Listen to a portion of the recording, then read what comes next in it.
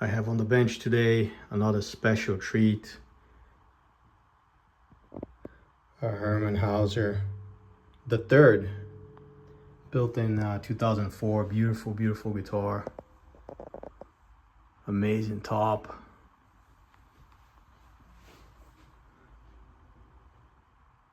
The Taurus style headstock. I love the shallow angle of the headstock. The beautiful string ramps here, also very shallow.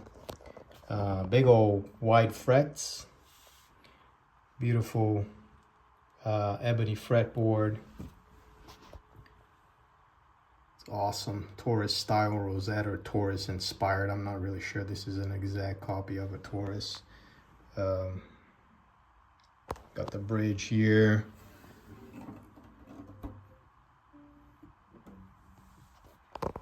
This beautiful Brazilian rosewood back. Look at this V-joint. Mahogany neck, as these have. And it's in for a one of them Spanish neck resets where I pull all of the frets out and replane the fingerboard to give it the proper angle. Action is a bit high. There's some saddle left here, but you know, it's time. Very valuable guitar. Feel very lucky to be able to work on this one as well. So here it is, and let's start. I've removed the strings now. I'll give you a head to toe look here. These rollers, I mean, I'm sure they are Ivoroid. I wonder if they are ivory. I mean, I don't know. Probably not, right? This is a 2004, I believe. Yeah. But it sure looks, they look real nice, and it does look like ivory to me, but who knows. Really cool tuners, beautiful headstock, really wide frets. This beautiful rosette here. Nice bridge, you know, a small bridge with the Hauser, the little dots there. And real nice purfling here, the back strip. Beautiful appointments.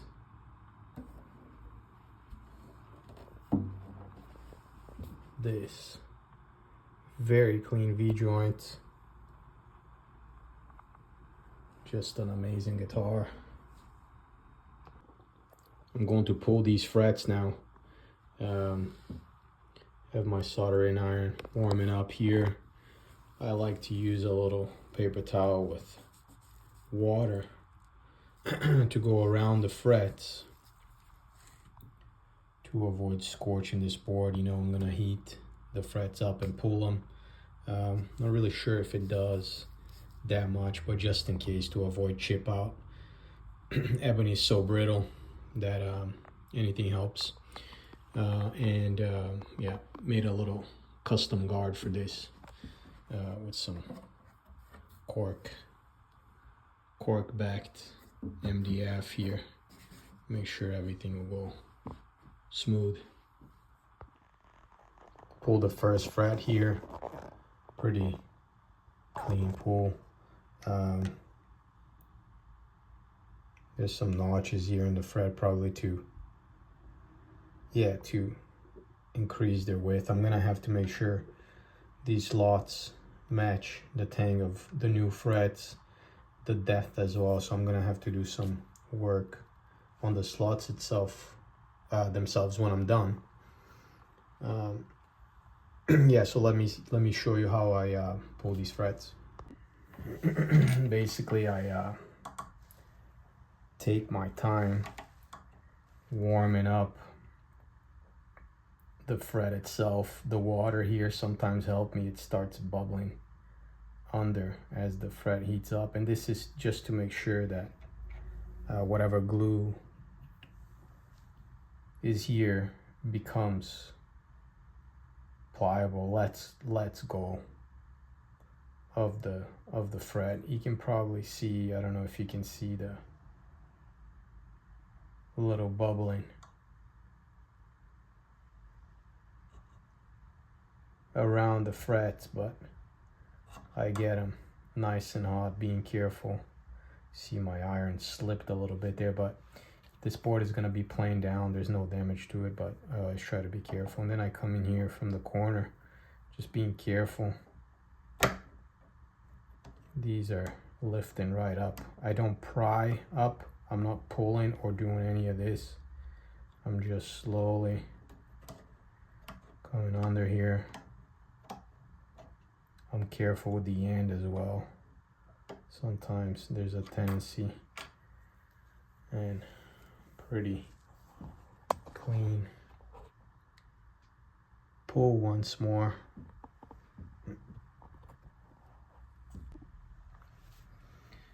Well, this went as well as I could have hoped for. Very clean fret pull. I don't really see any. There's a little lift in here, but you see remnants of glue, like in here, up there, but very clean pull. And you see what he does, he shaves off the barbs. This neck had a little bit of relief on it, maybe a little bit too much relief, and maybe that's why the you don't see any. They're basically straight slots. You don't see the little jagged edges that you usually see when the barbs are left intact. It makes them really easy to go in and pull out. I'm not really sure that's a very, very popular approach, but who am I? You know, it's Hauser. That's how he does it. And we'll see what I will do to put these frets back in. I would like them to sit in there nicely, and not pull up, and be able to add a little bit of back bolt to this neck, or just make it completely straight before I string it up to see what happens. The neck usually pulls a little bit, and classical guitars don't need as much relief as steel string guitars. And you see here the partial frets, he totally shaves the barbs off. Really nice. Here's how I check for a proper neck angle. I have a couple of shims here. You see this one goes up at the nut. It's very thin. It's a little bit tapered, so it's lower on the treble side. And I have my other shim here. So the 4mm and 3mm is actually the final height of the string. And the height of the shim is the height of the fret I'm gonna use plus the 4mm or 3mm, which makes it so that my straight edge that's gonna lie on top registered exactly like the bottom of a string.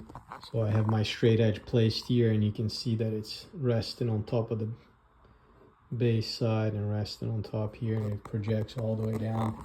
And you see how little of a gap is on this side, which means that this area here needs to come down, and then there will be a little bit more of a gap up here, obviously not this much, but for the desired height of 4mm and 4mm on the bass, 3mm on the treble.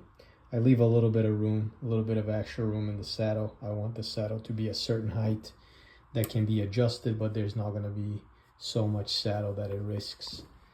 That'll be too high, right? And it'll put too much downward pressure in this slot and crack that front there. So I'm going to plane this area here, feather into the rest of the neck, and measure and remeasure and keep going back and forth until I'm really close, and I do the rest by sanding. I have to introduce a little bit of a radius to this neck too. It's completely flat. You can see as these are, just there's no rocking whatsoever here, and it's nice to have just a little bit of a radius. Makes it for better playability. So I got my guitar secured here, started playing this fingerboard. The headstock is protected, the body here. The new shield that I made here is it's just a little bit too thick to protect the fretboard, so I have some steel stock here, really thin, and then there's some cork under it to make sure that this body is protected. And I started playing it, so I'm gonna take mostly material off of here, but it has to feather into this area. I like to use my 40-inch sanding block to get this radius, and I'm gonna constantly check with my straight edge here. I also have this straight edge to check that you see that I start getting a little bit of radius into it, and my shims, which I will use to check the projection of the strings. So here we go, let's get this done.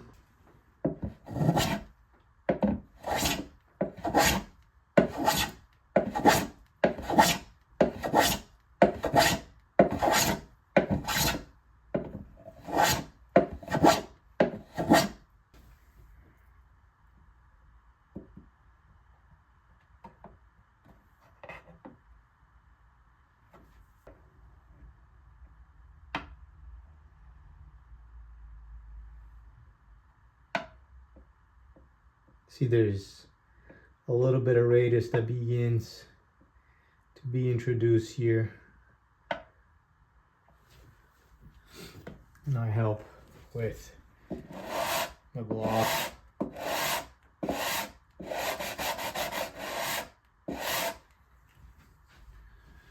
My guitar there's sandbags under here supporting the proper places here on the neck, and there's a stop block here. It's a piece of oak with the towel not to mar the guitar and the pressure. That way it keeps the guitar in place. I keep going here. Here's just an example of how mild of a radius we're talking here. It's kind of hard to pick up, but you can see that I can rock my straight edge just the slightest bit. It's nothing like an electric guitar or even an acoustic steel string guitar, not that type of radius at all. It's just enough so there's any. My block is a 40-inch radius block, and steel like a Martin will have a 16-inch, I believe, or a 14-inch radius. 16-inch in Gibsons will have 12, like a Les Paul or something, 12-inch radius. So this is very, very mild. Most people won't even be able to tell that there is a. It looks flat. It just feels a little bit better than flat, and that's what it is. It's just barely convex. There's a bit of a radius there, just so it isn't flat. Here you can see my straight edge laid on top of the shim here, going all the way down on top of this shim on the 12th fret. This is just getting the bass side and projecting all the way down. And you can see here I'm starting to get something like 2 millimeters. It's sort of hard to make this thing focus, but I'm at 2 millimeters here. So I'm starting to reach the target. I'm gonna measure the treble side as well.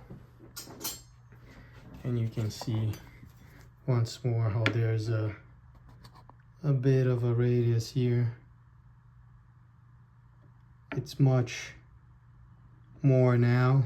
It's getting to the full 40 inches, and as I go up the neck, this radius gets smaller and smaller. So this is sort of like a compound radius.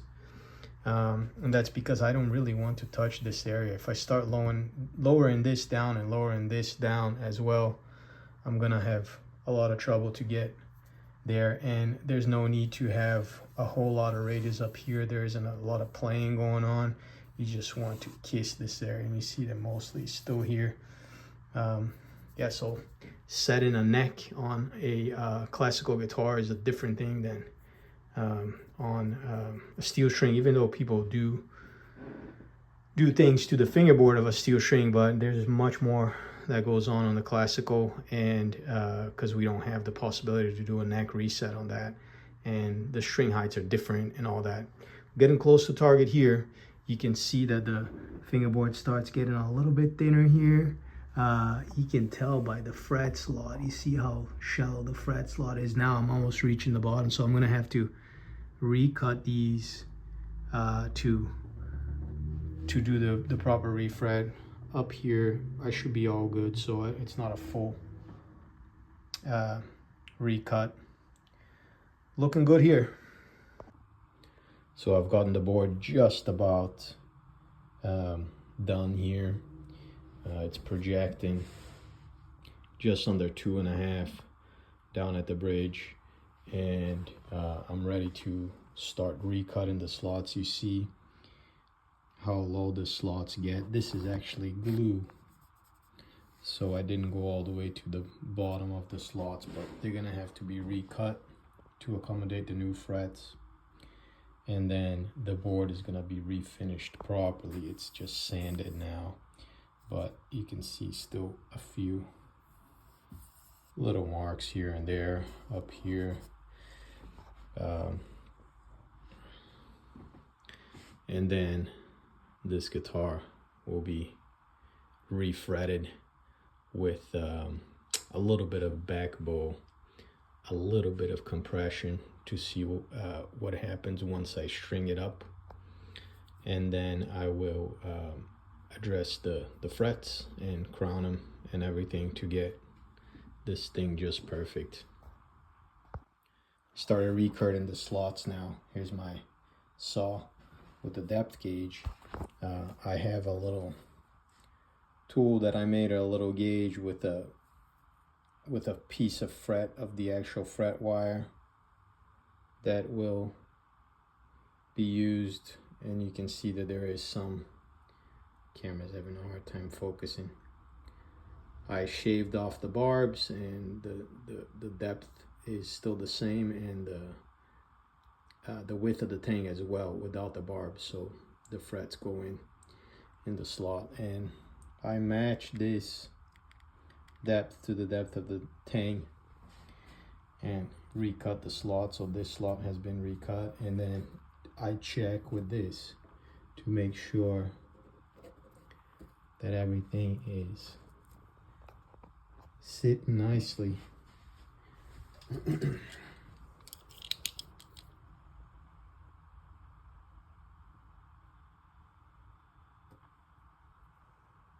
And it should fit flush here, and see that it's not really lifting, so it's nice and tight in there. I try to make sure that there isn't a big, or really any gap under here. It's kind of hard to see, but yeah, it should fit perfect. If anything, there should be a little bit of space between the bottom of the fret and the bottom of the fret slot. You don't want the fret to bottom out and peek out, but yeah. And I use this little thing to finish as well, so the bottom of the slot is not square, but you know, the bottom of the fret tang, there's a little sharper corner to it, and I like to have it just in there. So yep, I'm gonna do the whole fretboard. We'll see what happens around here and up if I need to recut it. Oh, I also use my diamond file here to cut the walls of the slot. Sometimes the saw binds as it's going through, and this really helps. This is a 20 thousandths diamond file. The fret is 23 thousandths, so it makes it nice and snug. It doesn't cut a 20 thousandths slot though. You know, when I measure with my calipers, it's something like 22 or 22 and a half, so it's just enough. This is my go-to.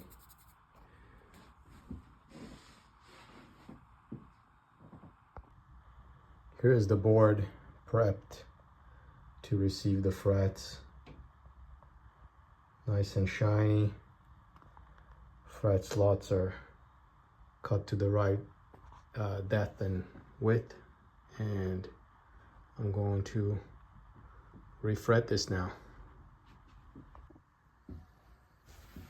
Been refretting it now. Got my glue pot here. Get some high glue into the slot. Pick up a fret. Get it in the slot.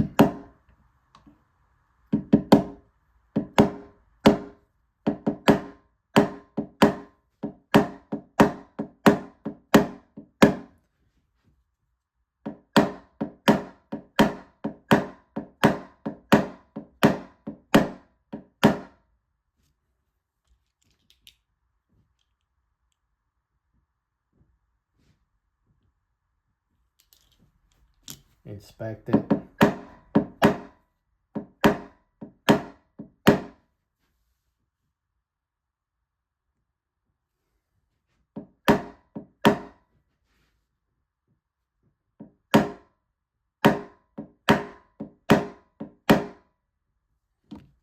Seated properly now. That one was fighting me a bit. Clean up some hot water. Take another look. Looks pretty good. On to the next one. And here is the final, or not the final product, but I'm done with this refret for now. The glue will have to dry. There's still a little bit of cleanup to do. And tomorrow I'm going to be clipping the fret ends and beveling them and doing the final adjustments to set up this guitar and send it back to its owner. What a beautiful guitar. Definitely one that I will not forget. Beautiful. So it's the next day. I've inspected the frets. One of them was a bit high, and one of the beauties of high glue is that you can rehydrate and reheat it and then fix whatever mistake you made or the joint. So this fret was a bit high. I did that to it, pounded back in, and it's nice and flush with the fingerboard now. And I'm going to clip the fret ends here, and that produces these little guys here, and you have to make sure to get them out of the bench, so you don't want them here. You put a guitar on top, it'll scratch the heck out of it. So keeping these and throwing them away, and I'm gonna clip all of them down both sides and then start filing the frets flush. Before I do a whole lot of fret work, I'm gonna restring this guitar and see how it's acting with the new frets and the new fingerboard surface. I've started the process of leveling the frets. You can see that I've taken out some material already. The idea when you're refretting, I haven't touched too much up here.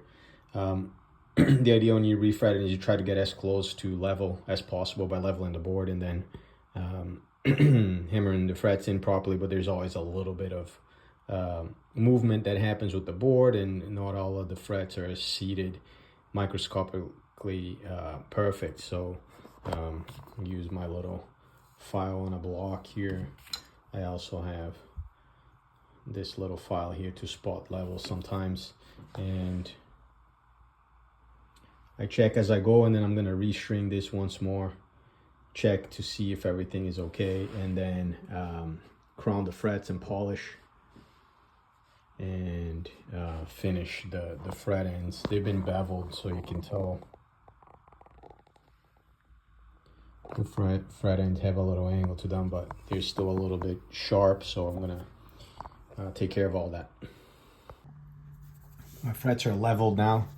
I've colored the tops here with Sharpie, so it makes it easier to see, and I'm gonna start recrowning and polishing, and then the first one here is done already. And what I'm going to do now, before I polish and crown all of them, is to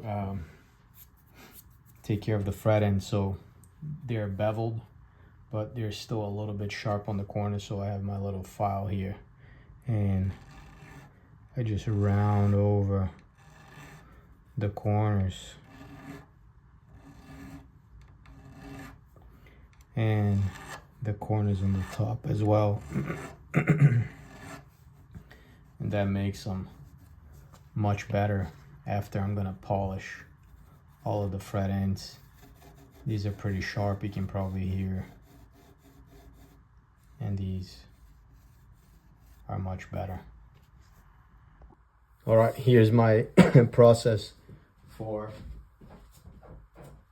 recrowning and polishing frets. I cover the fretboard with 2 layers of the Stumac orange tape.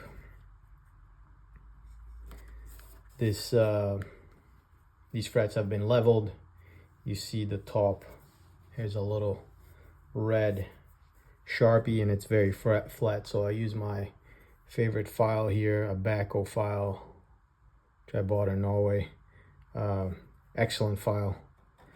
I like to go put some pressure with my thumb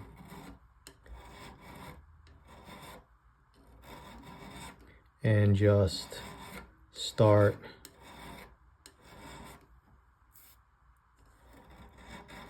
making that little red line smaller and smaller. I round it over as well and go from the other side.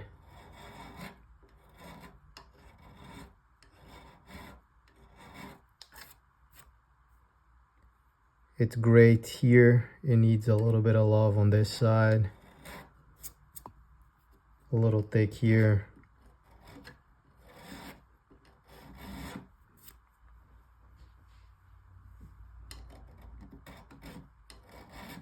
There are many ways to do this. This is the one that I've been favoring later.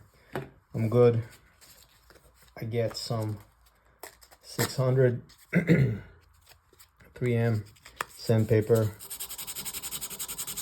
crosshatch pattern, diagonal to one side first,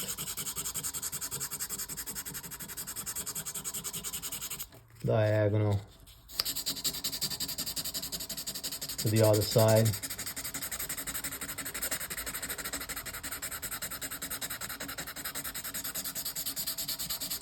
To get rid of the red mark, and then I go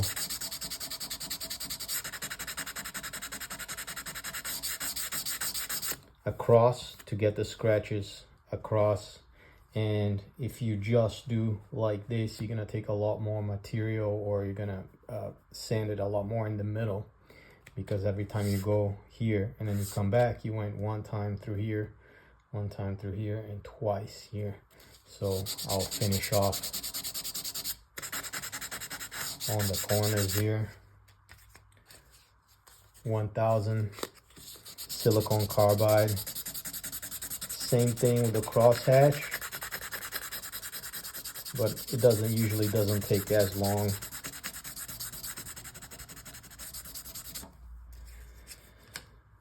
$1,500.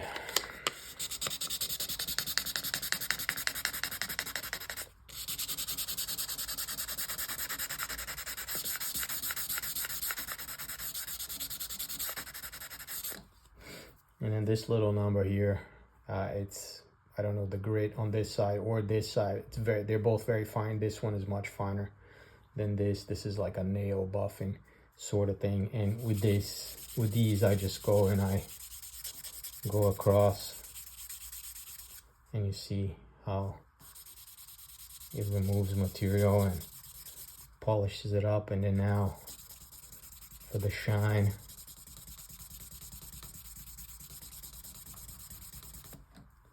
that's it. And then I move on to the next one. You can see the difference between these two and this one here. All right, so that's it. Wrapping this one up, all set up and strung up. You can see how much thinner the fretboard gets on that first position, and then it tapers to the top here, or to the 12th fret.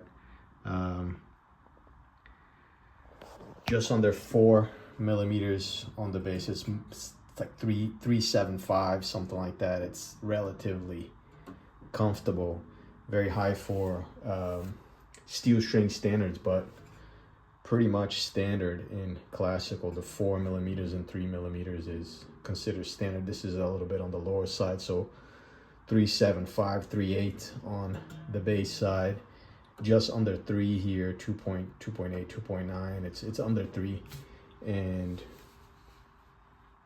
all cleaned up and ready to go. This still needs new strings. I'm waiting for them to come in.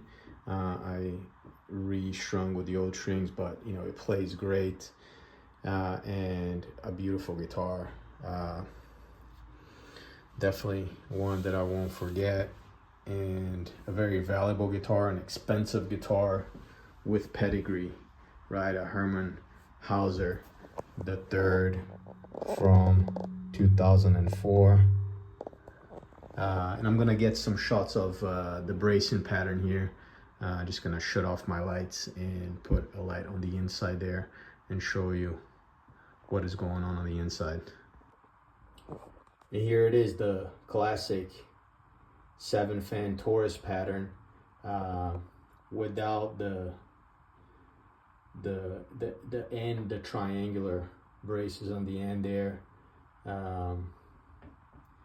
and with the cross brace below and above the sound hole. You can see that it's a pretty simple pattern, right? Tried and true. The fan brace is going right on the outside of the bridge. They're supporting the bridge, one in the middle, the other one's right where the string ends. Very simple, beautiful. It has a spruce tail block and a mahogany neck block, and that's about it. I'm wrapping this one up. Thanks for watching. See you next time.